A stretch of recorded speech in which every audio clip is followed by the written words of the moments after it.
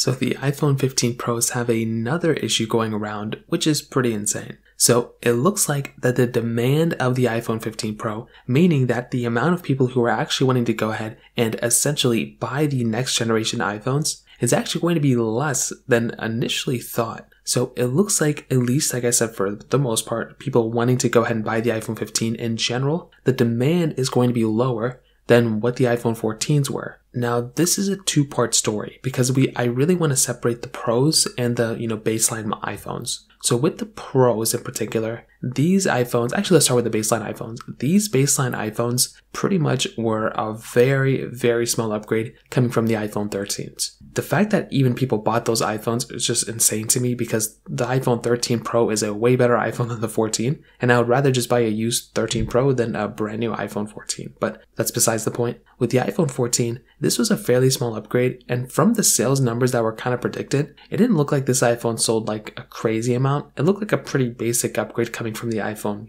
13. And I think some people saw that. So I wouldn't be surprised if the iPhone 15s also didn't sell that well, but I also wouldn't be surprised if the iPhone 15s were the best selling iPhones, for the iPhone 15 lineup. I think as of right now, the iPhone 14 Pros or the Pro models are the better selling options now, which makes sense, and this is exactly what Apple wants to do. But this time around with the iPhone 15 Pros, I think because so many people bought the iPhone 14 Pro, there is a chance where a lot of those people and a lot of those customers may actually end up going through and maybe not purchasing the iPhone 15 Pro right now. I think that is probably another thing that could end up happening. So I think from that specific standpoint, there's still going to be, millions of units sold of each one of these iPhones, even with the 15 Plus probably. But I think when it kind of comes down to it, I don't really see too many people going from a 14 Pro to a 15 Pro. And from all the leaks and rumors that are coming about for the 15 Pro, it doesn't look like there's going to be an insane feature like the dynamic island or something like that would make people want to upgrade from the 14 Pro